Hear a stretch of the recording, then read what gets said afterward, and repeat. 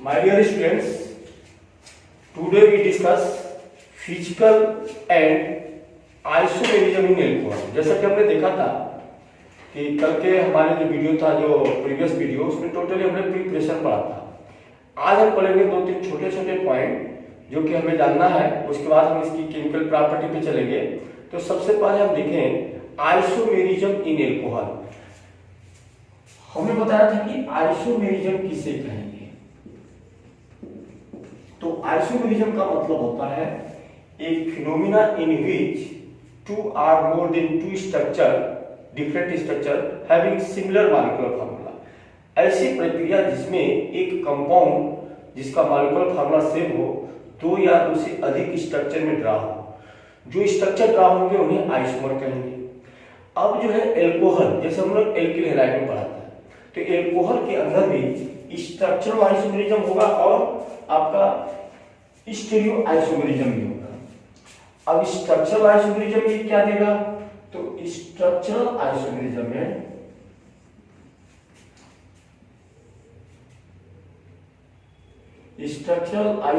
में यहां पे हमें मिलेगा चेन आइसोमेरिज्म और मिलेगा पोजीशन, और एक और यहां मिलेगा, वो होगा फंक्शनल आइसोमेरिज्म। ये तीनों आइसोमेरिज्म हमको एल्कोहल में मिलेंगे स्ट्रक्चरल पे। और स्टीरियो में क्या देगा? Optical isomerism.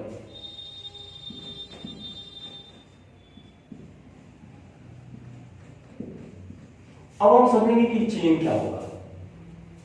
तो जनरली चेन का मतलब होता है कि जो नंबर ऑफ कार्बन होंगे वो कम या ज्यादा होंगे। जैसे एग्जांपल ब्यूटेन 1R अगर हम बोलते हैं, ब्यूटेन 1R, तो क्या होगा structure? CH3 CH2 CH2 CH2OH।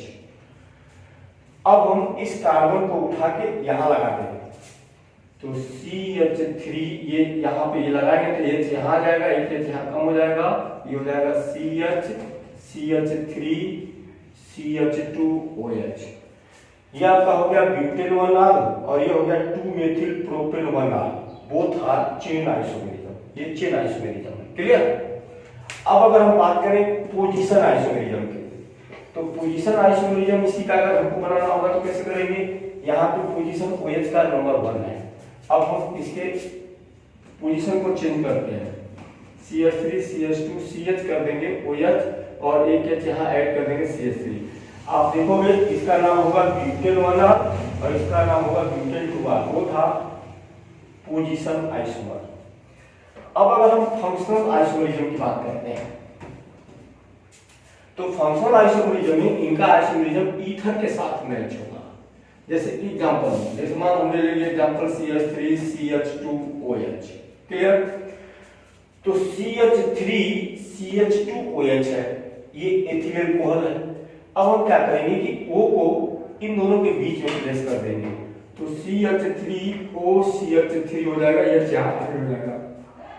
आप देखेंगे both have same molecular formula but both are different. These are alcohol and these are ether. इसका नाम होगा एथेनॉल, इसका नाम होगा मेथॉक्सीमीथेन। तो ये कहलाएगा आपका फंक्शनल आइसोमेरिज्म। अब क्वेश्चन मार्क ये है कि ऑप्टिकल आइसोमेरिज्म कैसे होगा? तो ऑप्टिकल आइसोमेरिज्म सभी अल्कोहल नहीं देंगे। यहाँ जो कंडीशन है एटलीस्ट 1 असिमेट्रिक कार्बन या 1 कायरल कार्बन होना चाहिए। जैसे अगर हमने लिख दिया butane 2R CH3 CH2 CHOH CH3, तो आप देखेंगे इस कार्बन के पास 3 H तीनों सेम है, ये एसिमेट्रिक होगा ही नहीं, ये भी नहीं होगा, ये भी नहीं होगा, ये होगा असिमेट्रिक। क्यों होगा? क्योंकि एक तरफ CH3 है, एक तरफ H है, एक तरफ OH है, एक तरफ C2H5 है। तो अगर ये असिमेट्रिक होगा तो निश्चित है कि H OH C2H5 CH3 हम ऐसा ड्रा कर सकते हैं। सामने अगर मिरर रख दिया जाए तो इसका इमेज कैसा होगा? COH C2H5 CH3OH। तो आप देखेंगे कि इसके दो जो इमेज बनेगी, मिरर इमेज, ये क्या होगा? नॉन सुपर इम्पोजिबल होगा। और ये हमारा कंडीशन है ऑप्टिकल आइसोमेरिज्म के लिए। कि molecule have at least one symmetric carbon and the mirror image are non superimposable to each other. Non superimposable का मतलब OH इमेज उठाओगे तो OH यहाँ आएगा, H यहाँ आएगा। अब ये कौन D होगा कौन N होगा, निश्चित है कि इलेक्ट्रोनेगेटिव ग्रुप इधर है, लाइट में इधर ड्रॉ करेगा, यहाँ इलेक्ट्रोनेगेटिव ग्रुप है ये इधर ड्रॉ करेगा, तो आपका हो जाएगा D आइसोमर और ये हो जाएगा आपका L आइसोमर। अब एक साल आपके एग्जाम में क्वेश्चन पूछा हुआ है, क्वेश्चन है कि C5H12O मॉलिक्यूलर फार्मूला दिया हुआ है और कह रहा है कि इसके कितने पॉसिबल एल्कोहलिक आइसोमर बनेंगे और उनके नाम क्या होंगे और उनमें प्राइमरी सेकेंडरी और टर्शियरी अपने को फाइंड आउट करना है। सबसे पहले तो समझे कि C5H12O ये एल्कोहल भी हो सकता है, ईथर भी हो सकता है, हमको क्या मालूम है क्यों क्या कह रहा है। तो हम सबसे पहले देखेंगे कि इसके टोटल पॉसिबल आइसोमर कितने होंगे। तो टोटल आइसोमर का आपको फार्मूला याद रखना है, टोटल आइसोमर I ये बराबर होगा 2 की पावर n-1 जहां n नंबर ऑफ कार्बन है, तो नंबर ऑफ कार्बन 5 है, तो 5 - 1 दैट इज 4, तो 2 पे पावर 4 - 1, तो टोटल कितने हो गए 15 आइसोमर हो गए इसके। अब इस 15 आइसोमर में हमको एल्कोहलिक निकालना है, तो बोल रहा है कि नंबर ऑफ एल्कोहल आइसोमर कितने होंगे। तो number of alcohol isomer I1 कर दो, ये आपको इससे फाइंड आउट करोगे तो ये बराबर होगा 2 पे पावर n-2, तो 2 पे पावर n-2 का मतलब n की वैल्यू 5 हो गई, तो 5 में से 2 गया 3, तो 2 पे पावर 3 का मतलब 8, तो 8 आइसोमर जो होंगे वो एल्कोहलिक होंगे। क्लियर। अब हमारा टोटल नंबर ऑफ ईथर कितने होंगे, क्योंकि फंक्शनल आइसोमरिज्म में ईथर देगा तो उसको I2 मान लो, तो ये जो है फार्मूला हम कैसे करेंगे 2 पे पावर n-1 और उसके बाद आपका है 2 पे पावर n-2, ये आपका माइनस है। इस फार्मूले से फाइंड आउट करेंगे n की वैल्यू यहाँ क्या हो जाएगी 5, तो 5 में से गया 4, 2 पे पावर 4 का मतलब 16, 16 में से गया आपका ये 15 हो जाएगा और ये 8 हो गया, 15 में से आ गया टोटल 7। अब अगर हम दोनों को जोड़ेंगे तो 8 और 7 कितने हो जाएंगे 15 और 15 आइसोमर आ रहा है। अब हमको उसको ड्रा करना है, हमको सिर्फ इसके एल्कोहलिक आइसोमर को ड्रा करना है, क्योंकि ईथर हम अगले टॉपिक में पढ़ेंगे तो वहां ईथर को बताएंगे, क्योंकि उसका नेमिंग अभी आपको हम बताए नहीं है। तो एल्कोहलिक में कैसे करेंगे, सबसे पहले इसका हम CH3 सिंपल लिखेंगे, CH3 CH2 CH2 CH2 CH2OH और IUPAC नेम लिखते जाएंगे ताकि कोई कंफ्यूजन ना हो। 1R, उसके बाद OH पे हल आएंगे, तो CH3 CH2 CH2 CHOH CH3, ये हो गया पेंटेन 2R। उसके बाद OH के हल आएंगे, तो CH3 CH2 CHOH CH2 CH3, ये हो गया पेंटेन 3R। तो ये 3 तो हमारा पोजीशन आइसोमर हो गया, अभी 5 और निकालने हैं। अब हम क्या करेंगे कि अब इसके हम चेन को तोड़ेंगे, तो आपको याद रखना है सबसे पहले यहां से आपको उठाना है, इसको उठा के यहां लाएंगे, तो ये हो जाएगा CH3 CH CH3 CH2 CH2OH, इसका नाम हो गया 3-मेथिल ब्यूटेन 1R। अब इसको उठा के यहां लाएंगे, तो CH3 CH2 CH CH3 CH2OH 2-मेथिल butane 2R। देखो अब यहाँ पे अगर ये आपका हो गया 1 2 3 4 5, अभी 3 और बनने वाले हैं, इसको हम 1 डिग्री बोलेंगे क्योंकि CH2 है, ये हमारा 2 डिग्री होगा क्योंकि CH है, ये हमारा 2 डिग्री होगा क्योंकि CH है, ये 1 डिग्री होगा, ये 1 डिग्री होगा। क्लियर। अब हम क्या करेंगे कि इसको उठा के यहां डाल देंगे, तो ये लिख सकते हैं CH3 C CH3 CH3 CH2OH। अब आप यहाँ क्या देखोगे 2,2-डाइमेथिल प्रोपेन 1R 2,2-डाइमेथिल प्रोपेन 2R 1 2 3 4 5 6 हो गया। अब यहां हम बनाते हैं। अब ये देखो ये भी 1 डिग्री होगा। अब हम इसको ऐसा भी लिख सकते हैं CH3 और यहां पे लिख देंगे OH और ये आपका हो गया CH2 CH3। लंबी चेन देंगे 1 2 3 4। तो अब ये हो जाएगा 2-मेथिल ब्यूटेन 2R 2-मेथिल ब्यूटेन 2R तो आपका हो गया 1 2 3 4 5 6 ये हो गया 7 और एक और इसका बनेगा और वो बनेगा इस तरीके से। आपने लिख दिया C। यहाँ पे आपको क्या करना है कि CH3 और ये जो OH यहाँ लगा हुआ है उस OH यहाँ लगा देंगे। तो हम अब इसको ऐसा लिख सकते हैं CH3 CH CH यहाँ कर दो CH3 ये हो गया 1 2 3 4 1 2 3 4 देखो इधर 1 2 3 4 ये 5 कार्बन हो गए। लंबी चेन हो गई तो ये आपका लंबी चेन आपका ये हो गया।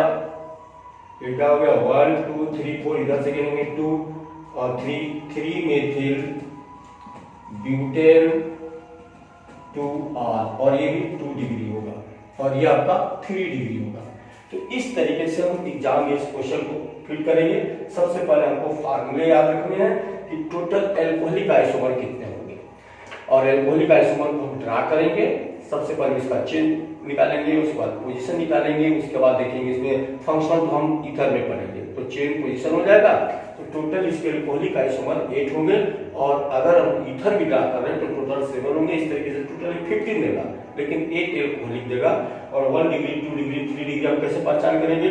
OH जहां लगा हो वहां 2 H हो तो वो 1 डिग्री, 1 H हो तो 2 डिग्री और H नहीं हो तो वो 3 डिग्री होगा। अब हम चलते हैं स्ट्रक्चर पे।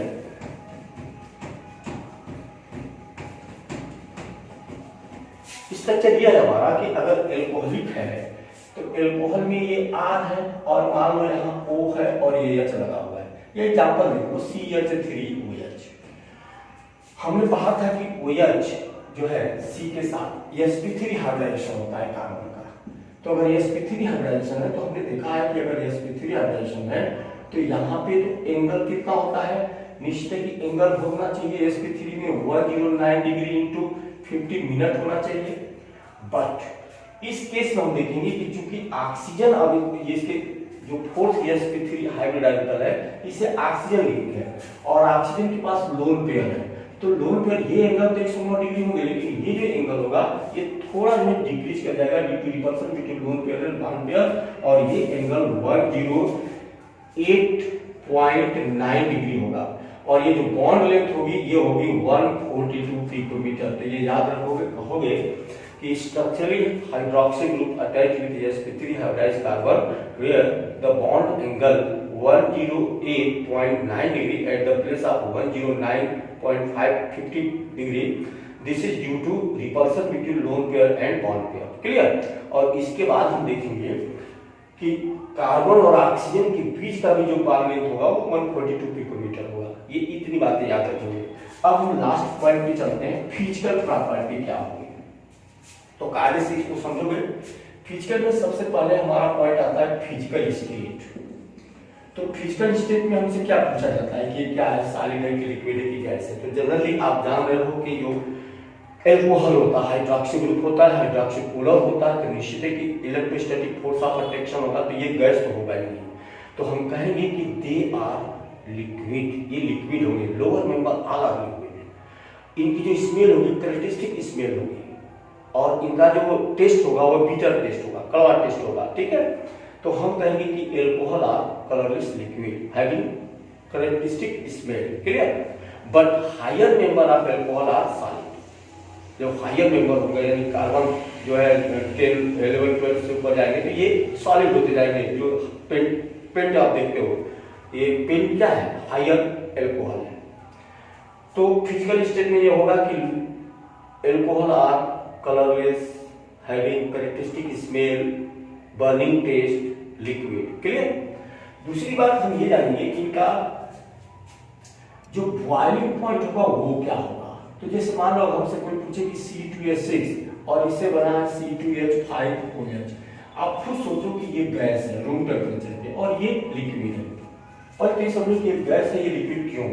तो अब यहाँ पे क्या हो गया कि एल्कोहलिक ग्रुप है, एल्कोहलिक ग्रुप होने की वजह से यहाँ पे क्या हो गया, इंटरमॉलिक्यूलर हाइड्रोजन बॉन्ड फॉर्मेशन हो गया। कैसा, C2H5OH नेगेटिव, ये अट्रैक्ट हो गया।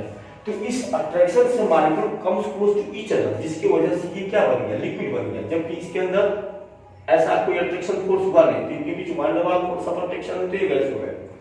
तो the boiling point of alcohol are always more as compare to corresponding alkane. Why? This is due to formation of intermolecular hydrogen bond, intermolecular hydrogen bond. अब हम सी अगर ये कि तो फिर ये बताओ कि CH3OH और C2H5OH में किसका ज्यादा होगा, दोनों तो एल्कोहल है। तो यहाँ पे अब हम बताएंगे मोलर मास, क्योंकि boiling point is colligative property. तो when molar mass increases boiling point increases. Clear. लेकिन अगर मान लो कोई हमसे आइसोमेरिक एल्कोहल की बात करता है, जैसे butane CH3 CH2 CH2 CH2OH, ये हो गया ब्यूटेन वाला, या CH3 CH CH3 CH2OH। Clear. या CH3 C CH3 CH3OH। ये देखो, ये तीनों आइसोमेरिक एल्कोहल है and all this three isomer निकालते हैं सेम मॉलिक्यूलर फार्मूला। तो फिर boiling point molar mass same होगा तीनों का, तो बॉइलिंग पॉइंट तो सेम होना चाहिए। लेकिन नहीं, हम देखते हैं कि इसका बॉइलिंग पॉइंट होता है 391 केल्विन। उसके बाद अगर इसका स्टडी करते हैं तो 381 केल्विन, और अगर इसका स्टडी करते हैं तो 356 केल्विन आता है। व्हाई हमसे पूछा जाता है कि व्हाई। तो हमारा रीजन ये है कि हमने पढ़ा हुआ है एल्किल केस में कि when branching increases boiling point decreases. This is due to when branching increases boiling point decreases, this is due to decreases surface area and decreases van der Waals force of attraction. तो as such branching increases boiling point decreases। ये आपको trend याद रखना है, आपसे value तो नहीं पूछी जाएगी लेकिन आपको ट्रेंड याद रखना है कि नॉर्मल जो स्टेट चेंज होगा, स्टेट चेंज है always more boiling as compare to branch alcohol with isomer. Clear. इसके बाद अगला हमारा पॉइंट आएगा कि इनकी सॉल्युबिलिटी क्या होगी, सॉल्युबिलिटी। तो निश्चित है एल्कोहल तो पानी में घुल जाता है, लेकिन नहीं कहोगे कि लोअर मॉलिक्यूल एल्कोहल जो लोअर मोलर मास वाले होते हैं, जैसे मेथिल एल्कोहल हो गया, एथिल एल्कोहल हो गया, इवन प्रोपिल एल्कोहल, ये पानी में डिजॉल्व हो जाएंगे। क्यों डिजॉल्व होंगे? Due to formation of intermolecular hydrogen bond.